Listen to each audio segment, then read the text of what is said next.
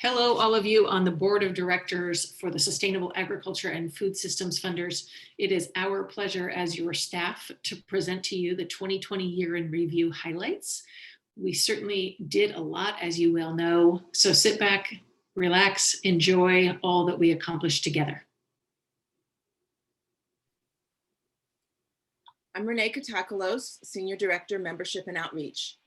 The most significant membership accomplishment of 2020 was the implementation of a new, more equitable and transparent dues structure, the result of an analysis of membership dues data for the past several years and benchmarking against other philanthropy-serving organizations.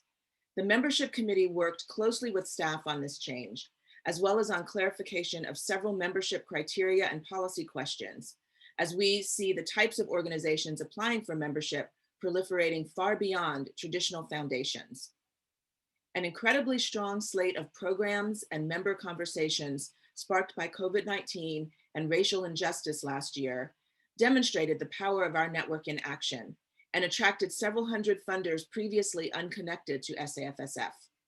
Virginia took up Kai-Ying's challenge from last year's retreat to get out on the road more, if virtually in these times, and those magic emails and phone calls from Virginia resulted in a slew of new connections, lots of knowledge sharing, and at least 5 new members, with several more in the pipeline. Outreach also included staff presentations to organizations such as the Association for Community Foundations, regional food funder groups, and other specialized funder groups around the country. We also really appreciate the many great assists we got from directors and other SAFSF members who talk up their SAFSF experiences to their peers.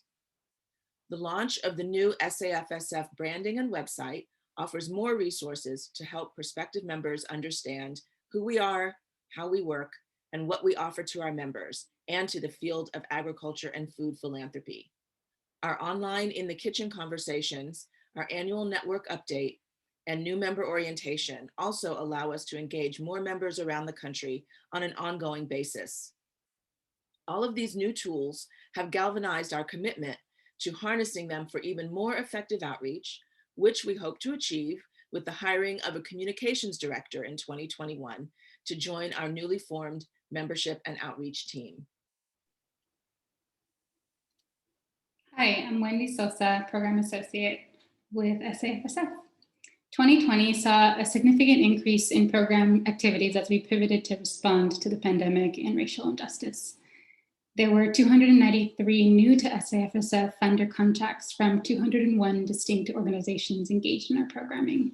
These numbers included an increase from staff from our member organizations that had not previously participated in SAFSF programming before. There were 3 pieces of programming that helped connect to that increased engagement. In April, in an effort to support our members in their response to COVID-19, we launched a series of 6 unique calls, each with a focus on unique sectors impacted by COVID-19. That series reached 46% of our member organizations. In June, we hosted an eye-opener conversation with the network titled Food and Agriculture Systems in the US, with an aim of helping funders in understanding the shocking COVID-19 related food and agriculture headlines and how they as funders should be responding. That call received over 250 participants. And in the fall and winter, we followed up that conversation with a 2-part series called We Can't Food Back Our Way Out of Hunger, From Charity to Social Justice Funding, reaching 85 participants and serving as a follow-up to that June conversation.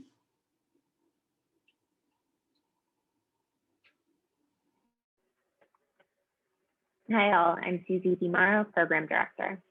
Some other programmatic highlights for 2020 include hosting our 2020 SAFSF Forum online in June 2020. We made a quick pivot from planning for an in-person forum as COVID-19 unfolded and translated a wealth of funder-driven programming to an online format with programming held over 2 weeks. The forum welcomed about 200 attendees who participated from across the country and had excellent reception. 93% of funder attendees were satisfied or very satisfied with their forum experience, which was on par with previous in-person forum ratings.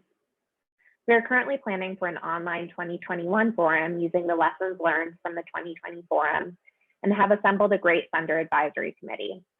The board will consider the question of planning for an additional in-person possibility given our current contract in Washington, D.C. for June of this year.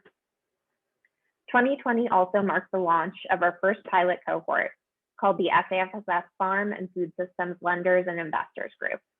We launched this group in August 2020, and we expanded the group size past our initial target of 10 members and enrolled 18 active lenders and investors who have deployed or are ready to deploy funds. Facilitation of this cohort is done by SAFSF staff and Rosalie Sheehy-Cates. We've played around with a variety of different formats to give investors space to talk shop, workshop real deals, and connect with each other. We will be integrating lessons learned into the launch of our Indian country funding cohort later this year. Lastly, in fall 2020, we released the SAFSF Fibers Roadmap, a 7-year roadmap to catalyze integrated capital investment in U.S. fiber, textiles, and leather. The report, protected resources, and case studies are hosted on our new website. We offered 3 webinars in 2020 and 1 in January of this year, exploring aspects of the strategic 7-year financial roadmap, and even received press in Vogue Business. We've seen about 250 downloads of the report and more than 440 downloads of individual case studies to date. Hi all, my name is Erin Olszewski and I'm a brand new program director for SAFSF. As I understand, the hiring process for this particular position was largely new. From an applicant perspective, I can share that my experience was quite positive overall, and I'll also note that the SAFSF values were very clearly reflected in the new application questions and all subsequent interviews. I'm excited to be joining the team and to help build capacity for all SAFSF programming. And though I only just started, my coworkers have already done a marvelous job at quickly bringing me up to speed on all programs, including the Indian country cohort that Susie briefly mentioned. From those conversations, I learned that the brainstorming discussion for this cohort was reignited in late 2020, and we're now looking to launch the program this summer. I'm looking forward to getting involved in the evolution of this particular cohort, as well as all SAFSF programs in the coming months. Hi everyone, Tracy Bruckner, Public Policy Director at SAFSF. The depth of our policy work certainly grew over the past year. We shared our expertise with funders and PSO networks. Earlier this year, we organized and moderated a session on the importance of federal agriculture and food policy at the United Philanthropy Forum's Foundations on the Hill event, featuring policy experts and Maura McDonald with the Walton Family Foundation. We also provided our expertise through a presentation to the Sands Family Foundation, the G3PP, so the 3rd generation. They wanted to learn more about public policy and how it shapes what they're trying to achieve, so we were able to provide some input to them on that and help grow funders that are interested in policy. We initiated our first ever SAFSF-driven sign-on letters to Congress and USDA, as well as the Biden Transition Agency Review Team. We conducted a member mapping project that provides a good first look into how a portion of our members support and or think about policy. I will say I went into this project making some assumptions. For example, that everyone who had indicated they fund policy was clearly doing this as a deliberate strategy, which turned out to not be the case across the board. Some fund it because, some are funding it because they do have a clear strategy in mind on what they want to achieve in policy. And then some do it some do fund the clear strategy, some fund it because they know it's important, but it's not tied to a deliberate policy strategy, while others do not really think about funding policy directly, but it may be something that their grantees do. So the bottom line is we need to think about our policy work in a way that allows us to meet everyone where they are on that spectrum, to go deep with those who are thinking strategically about policy, as well as continue the education and making the case for why funders need to dig in on policy to keep bringing folks along. We really enjoyed our Policy Outlook and Strategy series this fall, and it serves as a great example of how who shows up shapes what comes forward. We had some inspiring engagement. We learned a lot, and it will really influence how we develop collaborative policy work with our members moving forward. There were 4 concepts developed that will shape our work, and we'll be doing an overview of the final report for the broader membership to engage more people in those concepts moving forward. And then lastly, I will say that January 20th began a new day as it relates to policy. I know we're looking back, but I also want to think about looking ahead. We have 2 years where opportunity to get a lot of stuff done is really present. And this is the time for funders to go all in. This is the time for SAFSF to strengthen our hand on policy and engage our voice in the power of our network. As Stacey Barbas mentioned during the January Policy Committee meeting, she said, make sure you keep SAFSF apprised of the policy conversations you're having, and share that information across the network so that we can leverage the power of the network. So with that in mind, know that I'll do my best to stay on top of what's happening, and we'll build our infrastructure so we can best engage funders in those opportunities ahead of us, including cross-sector opportunities, whether it be climate and environment, health, immigration, those kinds of things. And know that you can reach out to me with any questions, and with information that's helpful to keep us all coordinated. So I'm more than happy to talk with each and every one of you, and thanks for all that you do. Hello all, I am Virginia Clark. I forgot to introduce myself at the very beginning. I'm the executive director and very happily going to talk a little bit about the strategic initiatives that we have taken on in 2020. We published our first ever commitment to racial justice, committing us as an organization to work to dismantle white supremacy. In that statement, we included, we commit to aligning our words with action. And that action, I want to encourage us all, is on all of us. In 2020, we also joined a number of PSOs encouraging philanthropy to keep equity front and center, especially during the COVID response and recovery time. As staff, back in early 2020, we participated in the 21-day Racial Equity Habit Building Challenge, sponsored by Food Solutions New England. We've continued that learning on a monthly basis, with each one of the staff taking a turn at sharing something that has come up for us in our equity learning. Since June, I've been participating in a national racial equity cohort via the United Philanthropy Forum, and we've worked to codify equity into more of our operational practices. So including a compensation philosophy, the salary structure, hiring practices, as Erin mentioned, to name just a few. We've also been working with the BWA Emergent Equity team as a full staff and 3 members of our board, Jen, Isla, and Kayin. This work's been going on for about 6 months. It's work on an organizational racial equity assessment. I believe this work will have long-lasting impact, not only on us personally, but how we do our work, and certainly on the organization as a whole. Evaluation. In 2020, we wrapped up the analysis of the input that we received from the key informant interviews, which, as most of you know, is part of our overall evaluation plan. Our consultant provided the staff and the board with an update and recommendations back in May, and the big takeaways have been taken into consideration in our work ever since. And Mark and Jay Olu, as new directors, we will make sure that the May 2020 report is available to you so that you have that.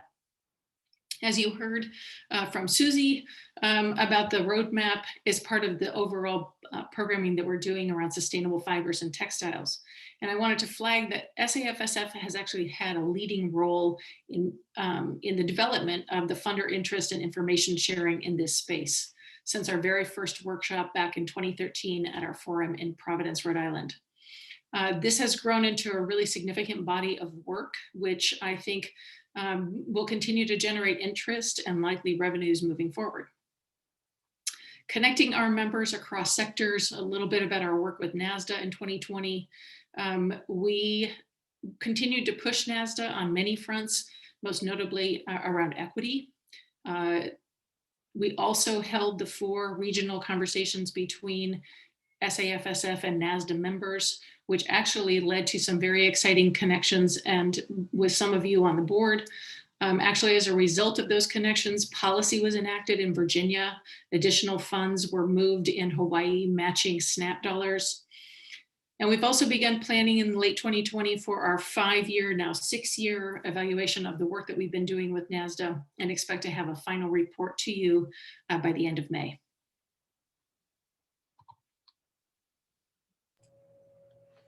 Hi, Bridget Dabrowski, the Managing Director. 2020 was another year of major developments, improvements, and added responsibility for the operations team. The process to get out from under our lease, transitioning mentally and physically to remote working, and adjusting to new COVID realities weren't without challenges. But we're grateful that we were better equipped to handle the disruptions than many, since part of our staff worked remotely and we were on our way to becoming a fully remote staff before the pandemic hit. We learned a lot going through our first full year as a standalone 501c3. We took advantage of the flexibility that being independent provided by becoming a fiscal sponsor of Chesapeake Bay Funders Network midway through the year. The focus on operational efficiencies and improved data management from previous years really paid off this year with the launch of the member portal on the new SAFSF website. The ability to integrate our website with Salesforce was only possible because the operations team is creative and has a deep understanding of all the technical tools at our disposal. We taught the website consultants a few tricks along the way. Finally, the operations team implemented a new redaction process for hiring to mitigate bias, which will be used again in the 2021 communications director hiring. The process involved redacting identifying information that commonly triggers unconscious bias in the initial application materials and altering an assessment phase of the hiring by requiring candidates to complete a common set of tasks, which were evaluated by SAFSF staff members who were not on the hiring committee, essentially creating a blind grading process so that the quality of the assessment could be judged without the influence of predetermined opinions that had already been formed by the hiring committee members. There's, of course, so much more that I could talk about, and I'm happy to have conversations with any board members who want to dig into more details. Hi, Stacy Waukesha, Operations and Management Director. In addition to the new developments the operations team implemented last year, there were enhanced efforts to increase data accessibility, tracking, and integration of our technology systems. For example, seamless event management by automatically tracking registrations from Regfox to Salesforce. Overall, database automation reduces delays by capturing accurate information in real time. However, understanding this information in a big picture way led to further enhancements such as dashboards. We increased utilization of Salesforce dashboards for quick data analysis that helped staff further strategic goals. Another instance of maximizing data usage was the expansion of taxonomy tracking for related program events, which allowed for displaying areas of impact on our website through a similar tagging system. With an eye toward managing systems, Bridget briefly mentioned how the website development of a member portal included efforts to make data accessible externally to members. Members are now able to update their data independent from staff and view details about other members without having to rely on staff to gather this information. In addition to member data, the renewal process continued to become more streamlined through cross-team collaboration and expanding the use of additional functionality in our IT systems. Although efficiently managing systems is an important aspect of the operations team, process documentation is equally important for long-term organizational stability. We accomplish this by completing a financial manual that documents the related policies and procedures. Furthermore, there will be a continued effort to ensure accurate documentation of our operational processes are captured, as well as maintaining efficiencies in the management of our various IT systems. So a little bit about governance and the executive role to wrap this up. So 2020, the big ticket items in this area were around succession planning and emergency backup. It was hugely informative process. It's very helpful, and it's providing a sense of security knowing that there's a plan in place. The committees, you all have done a stellar job both in chairing the various committees and certainly serving on one, or a couple of you are serving on more than one, committees. Likewise, I want to commend the staff for really stepping up into leadership positions on those committees, or with those committees rather, and providing the necessary support and collegiality and great ideas for the committees. The roles that the committees have played have been huge. All that you have done has really made a difference in what we've been doing, and I believe strengthened what we do and how we do it. I'm really excited that the nominating committee was launched and has resulted in 2 new directors, Mark and Jaolu. We're excited to have you join us and looking forward to seeing you at the retreat. And it's created much more of an open and transparent way in which members and non-members now can assume greater leadership with the organization. You've heard a little bit about the staff expansion and the new hiring practices. And I think this year we've really taken to manifesting new staff and in some ways new resources to help cover the cost for those new staff. So far, so good. As Bridget mentioned, the announcement for our communications director position has been launched. We were successful at crowdsourcing some of the funding necessary for that position. And you've now met Erin, and you've heard a little bit both from her and Bridget about the hiring practices and the process that we put into place for this hire. I'm looking forward to having a one-on-one with the board during the executive meeting, during the retreat, and sharing a little bit more about that and some of what we've learned. So that wraps it up for 2020. Obviously, there is so much more. We could talk for another 20 minutes, but we'll spare you. Looking forward to seeing you all at the retreat. Thanks for spending time with us, and have a great rest of your day.